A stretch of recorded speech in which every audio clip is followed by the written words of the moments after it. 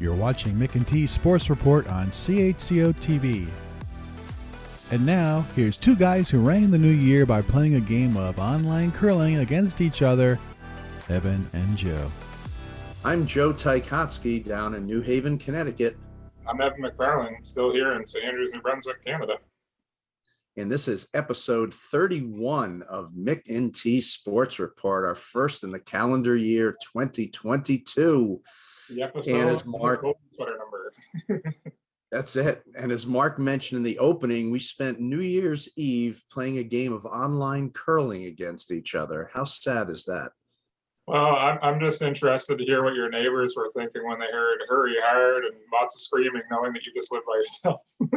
Yeah. I don't even know if online curling is a thing, but for purposes of this opening, it was a thing. But now, even though this is our first show of 2022, we wanted to clear out the vaults a little bit and go over some holiday gifts left over from the holiday season. So I will pop those up in the background. And first up, there's a limited edition line of donut holes by Tim Hortons.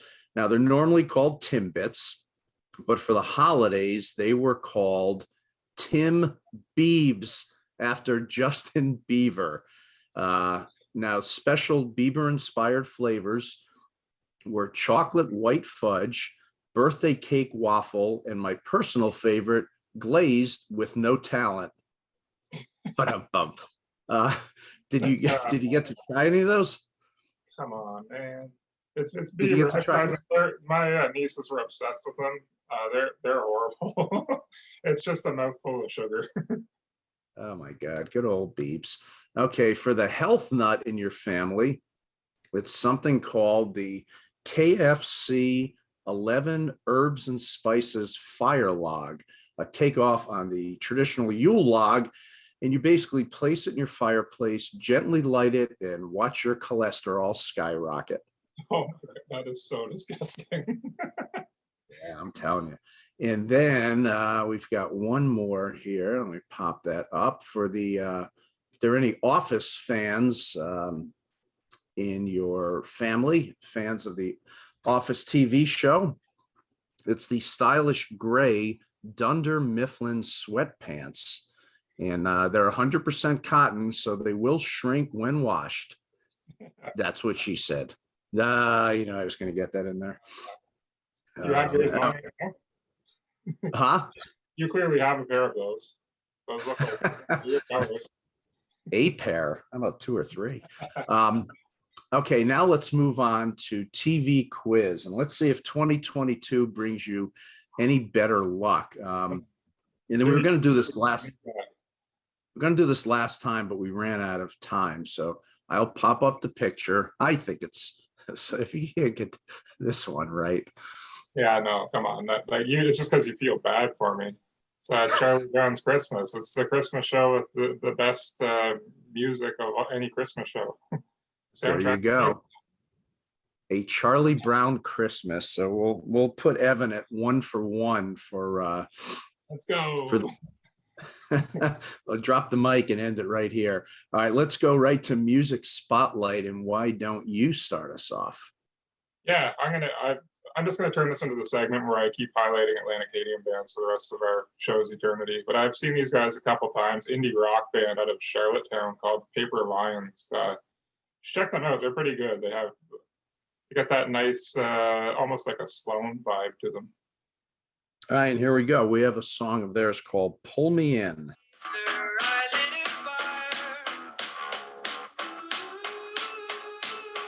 Paper Lions from Charlottetown.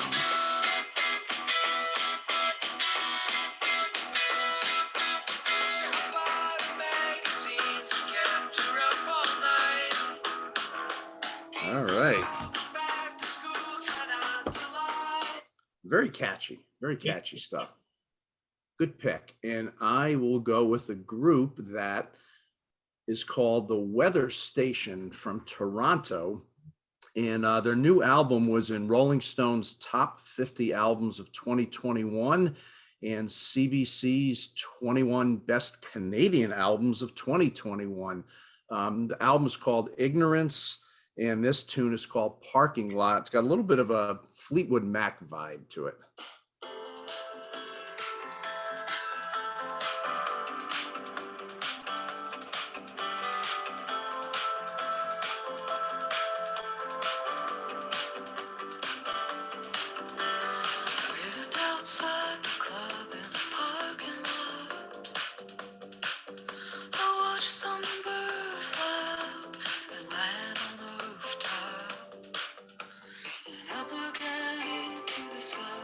The weather station.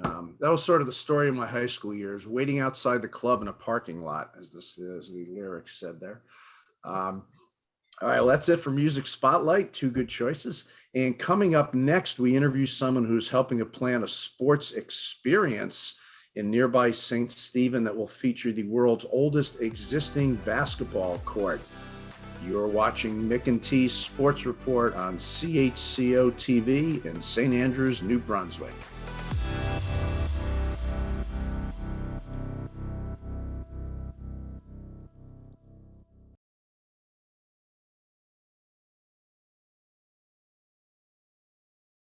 Welcome back to Mick and T's Sports Report on CHCO-TV. Our first guest is originally from Fredericton and currently lives in Toronto, although he spends his summers and Christmas in St. Andrews. He is on the board of directors and the fundraising committee for the Basketball World Heritage Center that will one day be located in nearby St. Stephen and will house the world's oldest existing basketball court.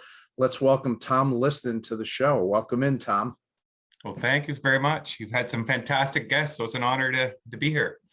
You've had some very knowledgeable guests, and you've had some other people like Brad Henderson on as well. So it's a good contrast. So yes, I'm sure he'll love it. All right, let's get going here. I'm going to give a quick history lesson about the game on the court. Early 1890s, a student at the YMCA in Springfield, Mass, not too far from me, named Lyman Archibald, was taught the brand new game of basketball by the sports inventor, Dr. James Naismith, a Canadian. Archibald was subsequently sent to the YMCA in St. Stephen, New Brunswick, to serve as their recreation director, where he introduced basketball. The building they were in later became, among other things, a war recruitment center, a dance hall, a printing center, and then most recently the St. Croix Vocational Center. Tom, tell us what happened from there, and starting with the fire at the Vocational Center in 2010. Yeah, so maybe it was the best case of arson we could have had in a way. But what happened apparently at the Vocational Center, it's also they had a thrift store to help raise the money for the center, and you'll see the sign on the side of the building to this day. And I think a lot of folks used to drop off, clothes and goods in the right beside the door, like maybe when they're closed at night and what have you. And once in a while, someone would come by and bit of a whatever prank or board and would light it on fire. Well, one night it really caught, and it started to have smoke up through the building, and the building caught it caught fire. And then the upper floor, which was mainly a storage area, was carpeted, and they had some storage there, and the sprinkler system went off, so it soaked the carpet. So when they were trying to restore this place and get it back to usable space again, they ripped up the carpet, and they saw this incredible looking floor that was very unique. It wasn't like your average, your average floor. And between what you can see in my background, you can see a bit of the floor, you can see the beautiful tin ceilings and the lighting and what have you.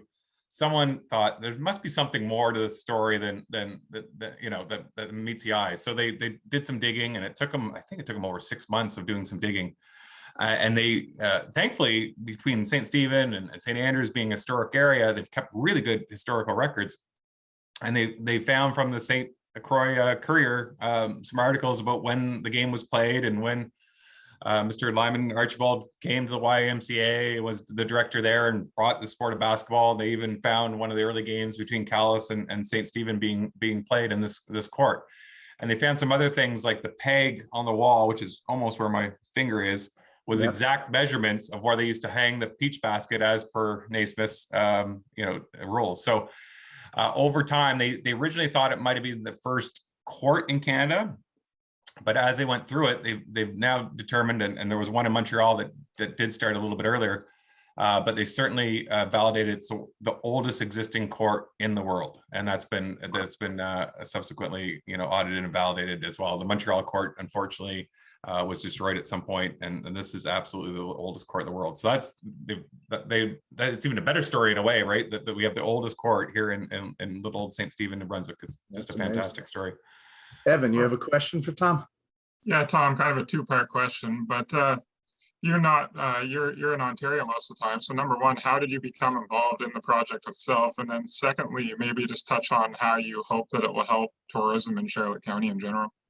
Sure, it's a small world stories like a lot of New Brunswick stories are, but a friend, someone that worked at Maple Leaf Sports and Entertainment, their charity foundation that I was on the board of, her parents are from New Brunswick, associated with UMB, go back a long ways. They have a place in St. Andrews fairly close to us, and they have a place in Toronto fairly close to us. So we got to know that family fairly well. And she also knows David Ganong quite well. He was associated with the University of Brunswick as well. And they had a lot of momentum with the court and getting it, you know, getting the fundraising started, but they felt like they needed a bit of Toronto connection and a bit of a basketball connection. And she put me in touch with David, and I think it was even 2 days later, I happened to be in St. Andrews at the time in late August, and went to see the court, and it was just absolute chills. It was just unbelievable. You can just, when you go there, and we'll take you both there, you know, you can almost smell the leather from the basketball, and anyway, it's just a beautiful spot, and preserved really well, and fell in love with the court, of course, and the history, and being from New Brunswick, being a proud New Brunswicker, I wanted to get involved. Had lunch with David and a gentleman named Richard Fulton, who's the president of the organization. And the presentation that they gave was just outstanding. They've already had the mock-ups of what they want this experience center to look like. It's not just about the old court, but a lot of interactive, you know, pieces. They want, if you're 5 years old or 85 years old, we want you to appreciate this experience and have something for everyone in there. And the work involved over the last 18 months, there's a working committee of 8 or 9 of us that I've recently joined, but they've done so much extraordinary work on getting the court, getting the buildings purchased, and just did all the heavy lifting to get to this point. And it just, you know, I think I helped become that little piece to connect to whether it's Canada Basketball or some of the basketball folks in Toronto. And, you know, I was going to make a donation anyway. And then our family kind of sat back and said, look, this is just such a wonderful project. We love basketball. We love our home province of Brunswick. We love Charlotte County. This is just the perfect thing to, you know, sort of go all in on and really make a big commitment to. So, but they've done, you know, when I joined, I guess, and really got involved in August, September, they had done so much work to that date. The momentum was just fantastic. And then in the last few months, we've really, you know, finalized the last bit of fundraising, secured the buildings, and now we're off to the races on getting started. We hope you enjoyed part 1 of our interview with Tom Liston. Next month, we'll feature the second part of the interview, where Tom discusses the economic impact the project will have in Charlotte County, and we'll also show some pictures of what the inside and outside of the building will look like. You can go to the website shown below on the screen to get updated information on the project that will be known as the Basketball World Heritage Center. And after this break, Small Town Spotlight heads to a place where they make the best hand pies in all of Canada. And don't you dare call them Hot Pockets. You're watching the first 2022 episode of Mick and T Sports Report on CHCO-TV in St. Andrews, New Brunswick.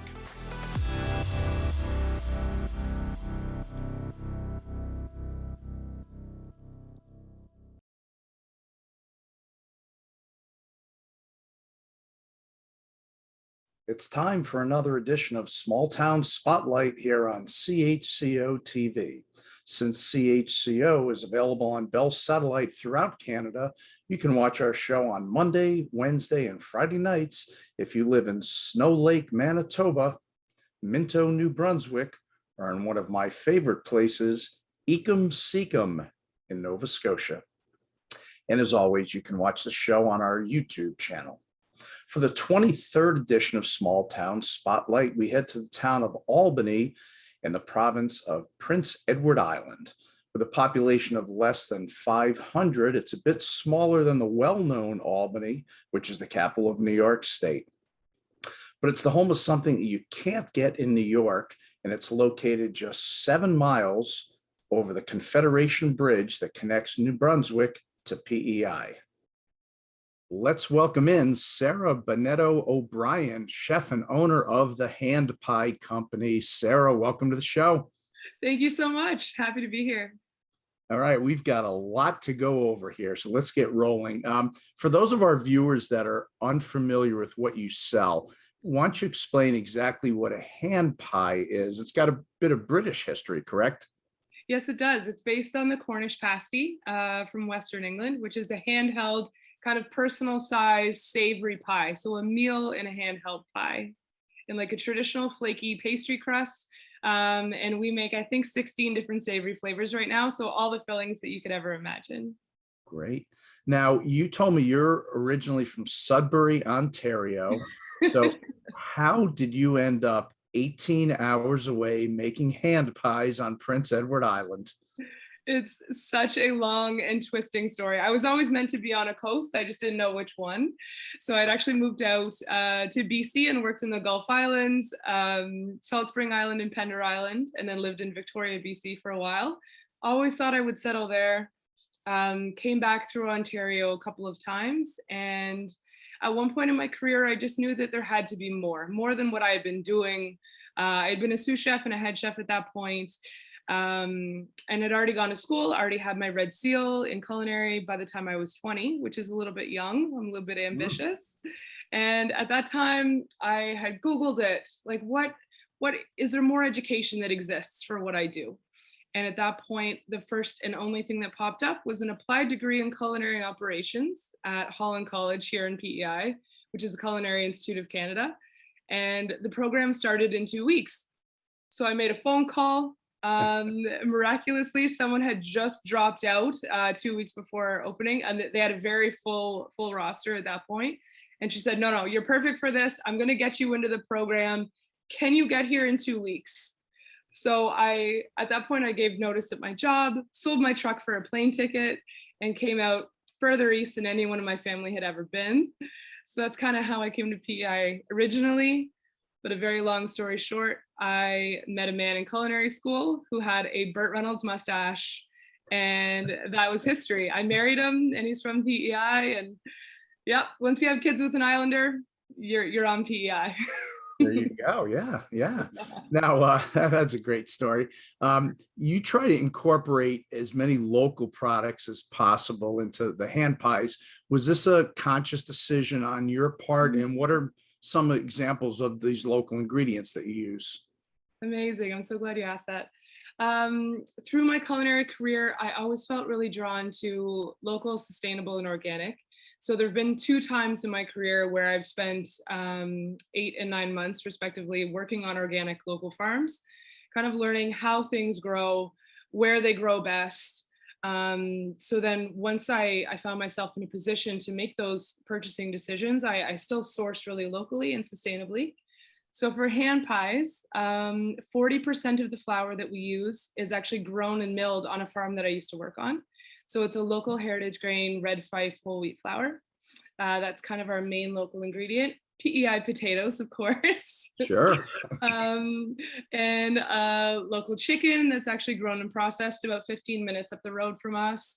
We're lucky enough to have PEI's only federally approved beef processing business about another 10 minutes up the road from us. So they're actually both in Albany.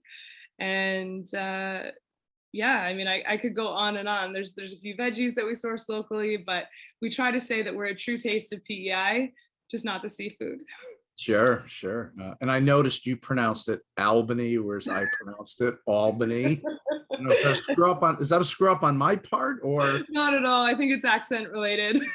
Okay. But we call it Albany. I actually say that we're located in Uptown Albany, which is kind of a joke because I think the population of all of Albany is only about 300 people.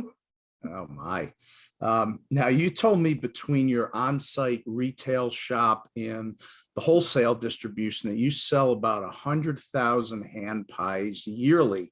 What are the most popular ones you sell, and how do you introduce new flavors? Awesome. So including wholesale, because our wholesale flavor varieties are a little bit limited.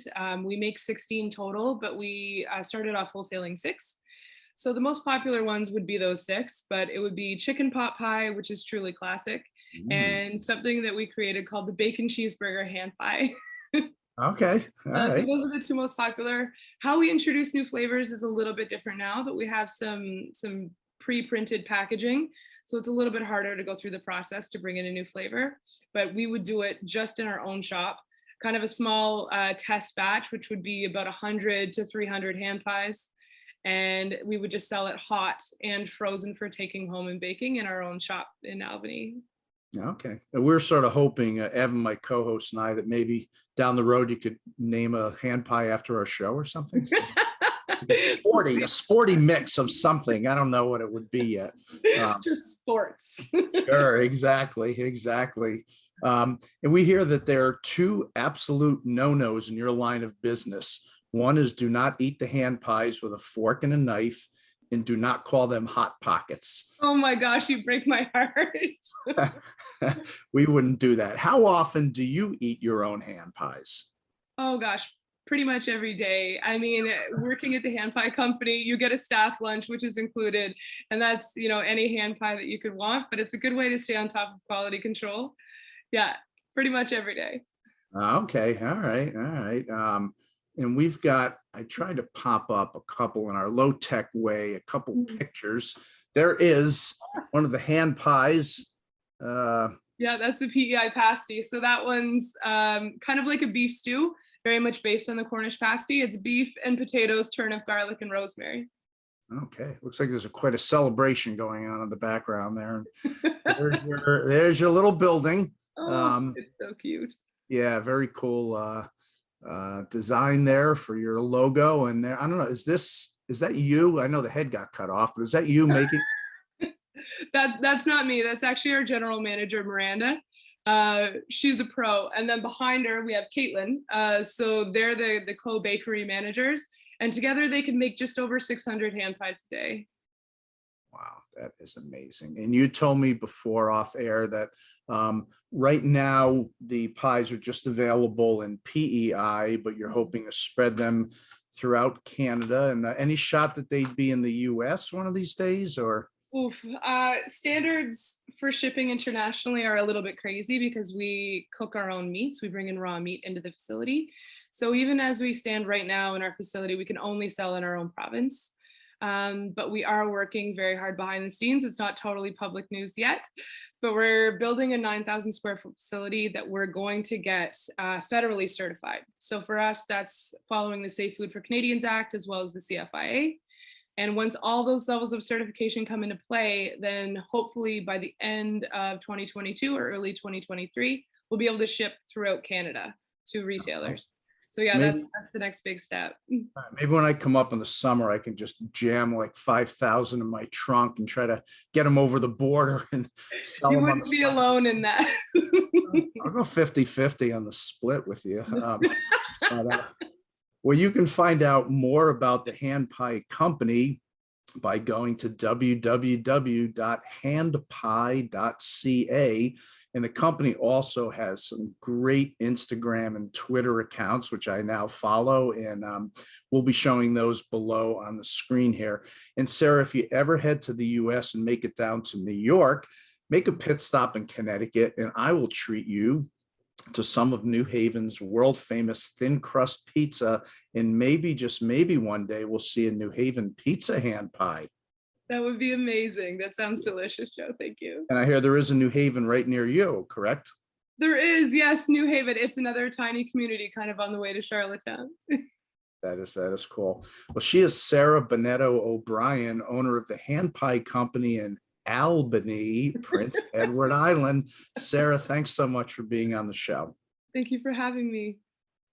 And we're back, and apparently so are Joe's brown nosing skills. Did you must have planned that PEI sweatshirt out to get some brownie points there, didn't you? I did. I actually had to make sure I washed it before to wear my PEI sweatshirt, try to stick with the theme. Have you ever driven by or the Handpie Company there in PEI?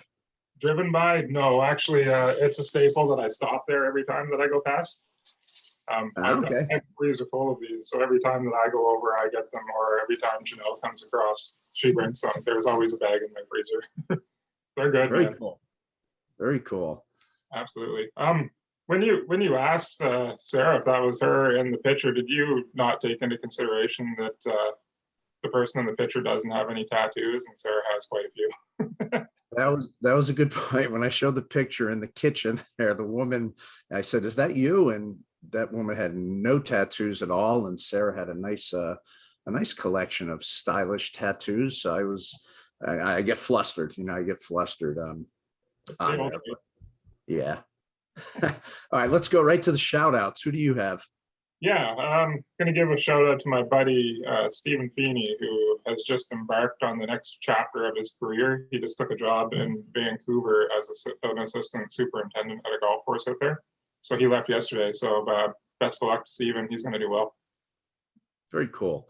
I will give a shout out to my good friends Maris and Scott Medeiros on the birth of their third girl recently, named Lennon. Very cool name. Lennon. Lennon.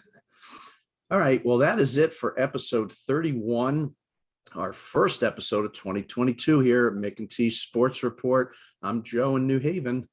And I'm Winter Evan here in St. Andrews, New Brunswick.